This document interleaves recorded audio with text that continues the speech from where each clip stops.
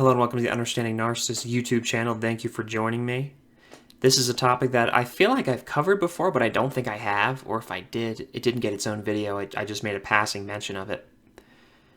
And it's the relationship narcissists have with children, and in particular, their children, and how this goes down. A few preliminary observations may be that you'll notice narcissists get along better with the infants, with the toddlers, than they do with the older children. And as children continue to age and become adults, more problems arise. Now, this is an interesting thing. It appears as though people attain personhood and begin to form their own identities and their own behaviors, and their personalities become fully fledged. That is when issues arise. Issues begin to emerge, and the child will become demonized in the same way that the narcissist demonizes the partner. It might be a little less so, but it's going to happen. There has to be something wrong with the child.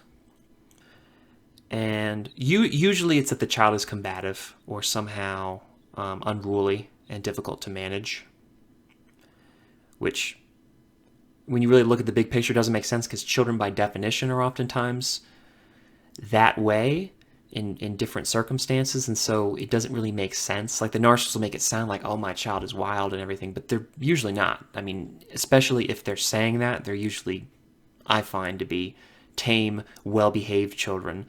And it's just that anything that gets in the narcissist's view and bothers them and bothers anything about them and threatens the illusion, which children can also do as they get older, then it becomes a pain. But at the same time, they're going to leverage children because children naturally have an innocent, positive quality about them. And so if you want to look like a good person or get some kind of praise or some kind of positive accolade or assumption or whatever for your behavior, then,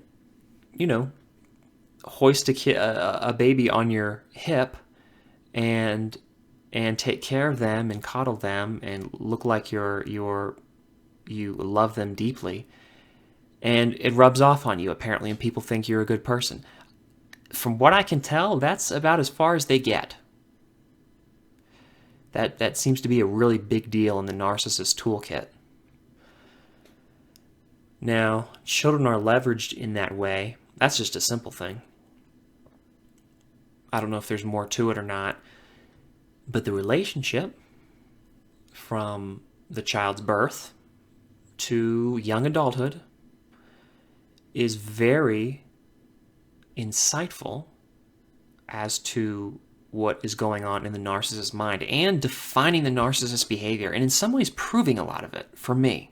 I was in that fortunate position or unfortunate position growing up. And I've seen it within other families. What's fascinating is the child's reaction. That's what really gives you that insight. Children have a special quality, and narcissists have retained this quality. And that's why the interaction between them is often like two kids. They get it. They get it very well, narcissists do. They may not be aware of it, but they interact on that fundamental level. And what you see is, in infancy and childhood, you see the immediate connection a baby has to the loving parent versus the narcissistic parent. That insight that allows them to see who cares and who doesn't, and who's really out for their best interests. It's a strange thing, because I've always seen it as, when a narcissist is introduced to their newborn child, what you see is it is a calm, peaceful, passive nature almost, because that lack of direct personhood and awareness, and before they've developed their faculties and their understanding, they've got that emotional baseline. I'm going to call it emotional, whatever it is, instinct. You can call it whatever you want. That is present in the child, but a baby will lack a lot of the, as I said, the necessary faculties in order to form a sophisticated analytical apparatus as to what's going on with the narcissist. So the narcissist is kind of scot-free. The baby's not a threat. And you'll see that in their reaction.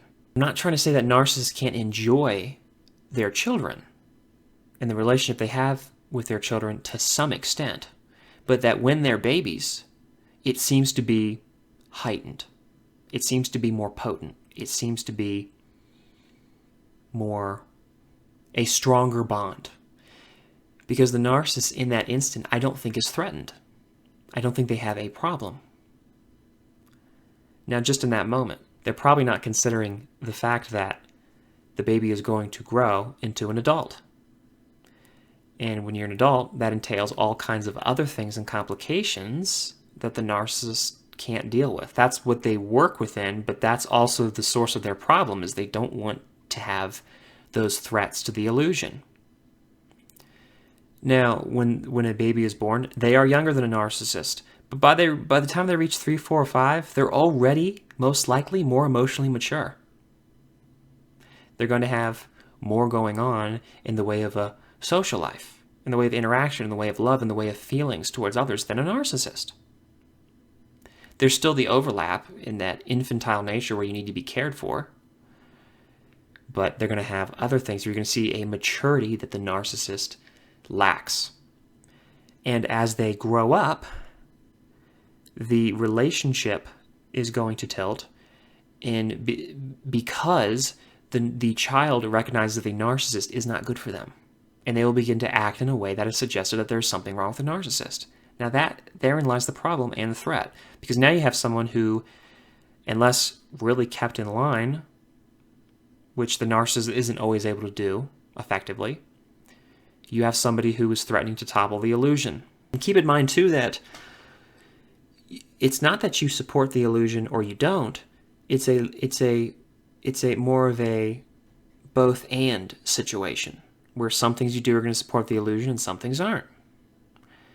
And as the child continues to grow up and in reaching adulthood, more problems arise. Because the child has the advantage, unlike the other parent, the enabler, that they have the unique vantage point of knowing two different people their entire lives and seeing that stark contrast, and knowing, to the deepest level, in knowing in their bones that there is something wrong with the narcissist. Now, often they don't actually know that they're narcissists. That may come later, it may never come, but they always have a closer connection to that reality than the enabler does. Generally speaking, I'm not saying that it's always the case, but it's generally the case because they have to. They have to have that forced connection because they've had to make a choice when they're little. In order to survive, they're gonna recognize no matter what, given how their instincts are, who's good for them and who's not.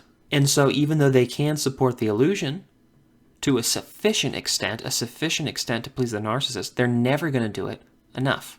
And the narcissist will detect that. As that continues to happen, the child will be demonized and vilified. Now, it may be that some children are more vilified and more heavily targeted than other children. And I just mean that in a multi-child household, the children are going to take on different roles. The illusion will be, oh so pervasive and prevailing, and people have to deal with it in some way, and they're going to have to find their own role within it. And as it happens, there may be some general patterns as to what child is targeted more by the narcissist. I don't have any proof in this area. I do find it to be the oldest. The oldest one, the first one that came along, is going to be the target for most of the hostility. Again, I don't know that that's always the case. I see it to generally be the case, but that's not something I can sit and really say with absolute certainty. And it's just by the virtue or the bad luck that they are the first child, and that's the first, you have a first connection there with the narcissist, where that relationship tends to be more complex, because the love-hate relationship tends to be stronger between the narcissist and the eldest child. Why that is, why is it more developed? Maybe it just has to do with time. Maybe, I think it's just a firstborn thing. It intuitively makes sense to me, but I'm not really sure how to draw it out further and really confirm that conclusion. But I just thought I'd throw it out there because it's interesting. But this continued relationship, I don't want to say that it's always a purely negative picture. Yes, narcissists are bad. They're very destructive. And they're not good for children either. Never let the narcissist leverage the children against you and use the children as an excuse, which they will absolutely do, to stay with them. And then threaten you with taking the children if you don't stay with them. That's going to happen. Both those things are going to happen. They're going to act like everything's better if you keep the family unit together, even while they're hurting people and destroying lives and instilling really dysfunctional behavior to be passed down the family line. That's the worst part. That's the great tragedy. But then they're going to threaten you with the children, taking the children, doing whatever they can. They always do it. However, the narcissist to their child relationship is more complex. You see more facets of the narcissist personality. It's probably because they know their child from infant to adult. And so those different stages of the child's development brings out the conflicting layers of the narcissist development. That's what I see. I don't know exactly why that's the case, but it's still an interesting point of study. Anyway, I hope you found this video useful. Like it if you do. Share it with somebody you think might benefit from it. Comment in the comment section below. Subscribe to the channel if you haven't already, and thank you so much for watching. I'll see you in the next episode. Bye.